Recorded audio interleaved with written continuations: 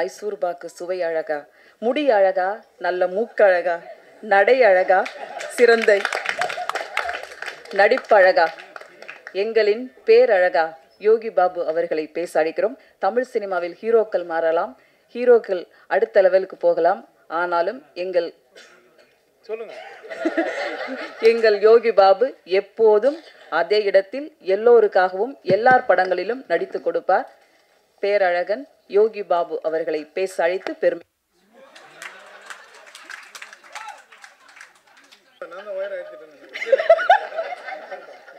யோகி sir, நீங்கள் கவலைப்படாதீங்க. ஏன்னா ஏற்கனவே இது மாதிரி சில சம்பவங்கள்லாம் நடந்திருக்கு. இளையராஜா சாரோட ரெக்கார்டில் கூட எஸ்பிபி சார் பாடும்போதுல கூட கரண்டெல்லாம் ஆஃப் ஆயிடுச்சு சொன்னாங்க. ஸோ அதனால் நீங்கள் பெருசாக எடுத்துக்க வேண்டாம் சார்.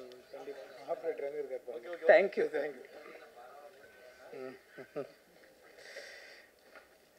எல்லாருக்கும் வணக்கம். கரெக்டாக பண்ண அவருக்கும் வணக்கம். இந்த படத்தில் எனக்கு வாய்ப்பு கொடுத்த டைரக்டர் பிரதாப் சார் அவருக்கு நான் நன்றி தெரிவிச்சுறேன். அப்புறம் யுவராஜ் சார் உங்களுக்கு ரொம்ப நன்றி. Imman sir, Sathyaraj sir, Jai sir, எல்லாருக்குமே, கேமராமேன் தங்கதுரை எல்லாருக்குமே ரொம்ப நன்றி.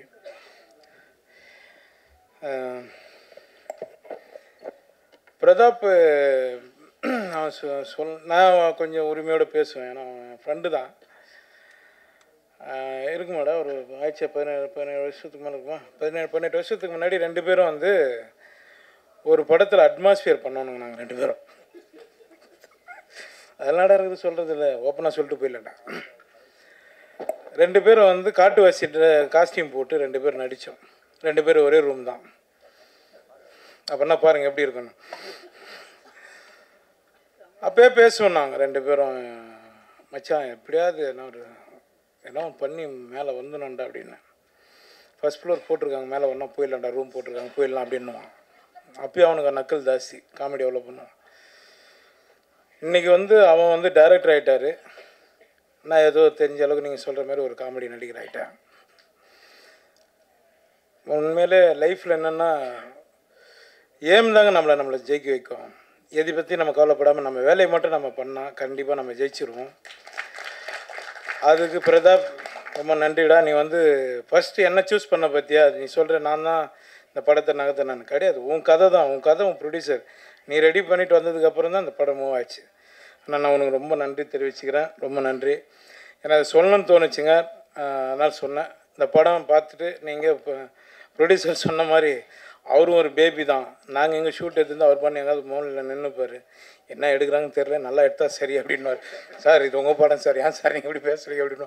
இல்லைங்க நான் நம்பி விட்டேங்க, நான் சினிமாவில் அடுத்தடுத்து நிறைய படங்கள் பண்ணணுங்கன்னாரு. சார் நீங்கள் அடுத்தடுத்து படம் பண்ணுவீங்க சார், ரொம்ப நன்றி சார். இமான் சார், சார் உங்களை எனக்கு ரொம்ப பிடிக்கும் சார், ரொம்ப நன்றி சார். உங்களுக்கும் சத்யராஜ் சார் சொல்லவே வேணாம், எல்லாருக்குமே பிடிக்கும். நிறைய கவுண்டமணி சார் பற்றி தான் நாங்கள் ஸ்பாட்டில் உட்காந்து சார் நானும் நிறைய பேசிகிட்டு இருப்போம். அவர்கிட்டையும் சொன்னேன் நான் ஒரு முறை கவுண்டமணி சார்கிட்டையும், சார் இதுமாரி சாரோ நடிக்கணும் நான் சின்னகிறாரப்பா அப்படின்னாரு அவர். ஆமாம் சார், நான் கூட பிரேக் எடுத்துரும்போது தான் பார்னு கிளம்பி போயிட்டேங்கிறாரு எக்ஸ்பிரஸ் மாதிரி அப்படின்னு. அதனால் எல்லாருக்கும் நான் நன்றி தெரிவிச்சுக்கிறேன். இந்த படம் வெற்றி அடைய நீங்கள் தான் பக்கத்துணையாக இருக்கணும். ரொம்ப நன்றி. ஜெய் சார் கேட்டேன் நான் அவர்கிட்ட, எப்படிங்க இப்படி எங்கே இருக்கீங்க அப்படின்னு. சிங்கிளாக இருக்கிறதுனால தான் நான் எங்கே இருக்கிறேன்னாரு. சிங்கிளாகவே இருந்துடாதீங்க, லாஸ்ட்டில் அங்கிள் ஆகிடுவோம். நம்ம ஏதாவது ஒன்று பண்ணுங்க. பார்த்தியா இந்த மைக்கிட்ட தங்கதுரை மாதிரி நானும் பேச ஆரம்பித்தேன். ரொம்ப நன்றி, ரொம்ப நன்றி தங்கதுரை. நானும் ஒன்று மாதிரி தான் பேசிகிட்டு இருந்தேன். என்னை எல்லா டேரக்டரும் சேர்ந்து சட்டில் ஆக்டராக மாற்றிட்டாங்க, மாடர்ன் ஆக்ஷன்லேருந்து எல்லாருமே. ரொம்ப நன்றிங்க, ரொம்ப சந்தோஷம் எல்லாருக்கும். இந்த படத்தை வெற்றியடை செய்யுங்க.